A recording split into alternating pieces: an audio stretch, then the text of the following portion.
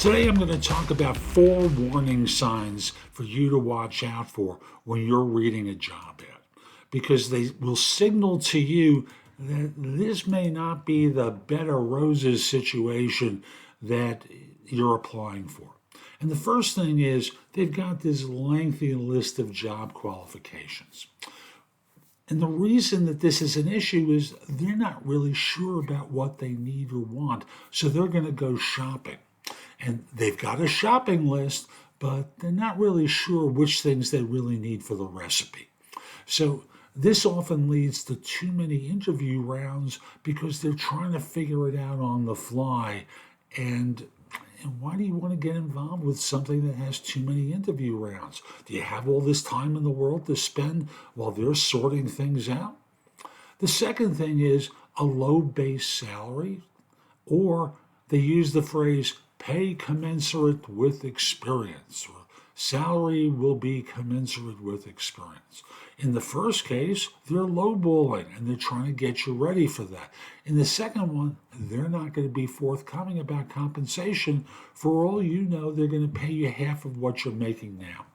So that a firm would use that indicates they're not going to be forthcoming with you. And thus, when they get to the question about, so how much are you looking for? And you deflect the question by saying, all I've read so far is the job ad, which is pretty extensive, but I haven't met with my future manager, the team, have a real clear sense of what the role and responsibilities are going to be, what the expectations are going to be. Can we come back to that later on? And by the way, what's the salary range for this role? They're going to duck it in the same way that you are. And thus, it leaves you wondering, why am I getting involved with a firm that doesn't trust me on the way in? The third thing is the experience requirements are too high for the role. And, I look at that from the standpoint of, an example here. We're looking for someone with 15 years of development experience. Well, usually, by the time a person has 15 years, they've moved up, right? Or they're a consultant. And firms like this don't want to hire a consultant. They want to hire previous employees. And thus there's a message in them putting in this requirement that seems higher than what the position really calls for. Just be aware of that when you read the ads. And lastly, I'm going to mention for today, when they talk about occasional weekend work or occasional overtime being expected, are you going to get paid for that? Are you going to get paid overtime at a higher rate? Are you just expected to suck it up and work for free?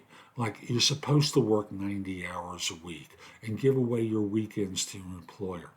That's your prerogative if you're open to that or if your field calls for it. But why does your field call for it?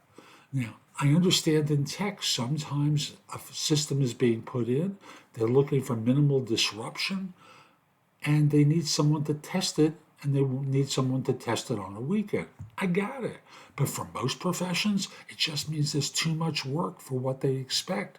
And thus, consider this a warning sign for you of something that you may want to consider avoiding. Hope you found this helpful. I'm Jeff Altman. Visit my website, thebiggamehunter.us.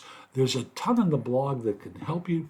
In addition, you can schedule time for a free discovery call, schedule time for coaching, find out about my courses, books, and guides. There's just a lot there that'll help you. Also, connect with me on LinkedIn at linkedin.com/IN/The Big Game Hunter. Have a terrific day and be great.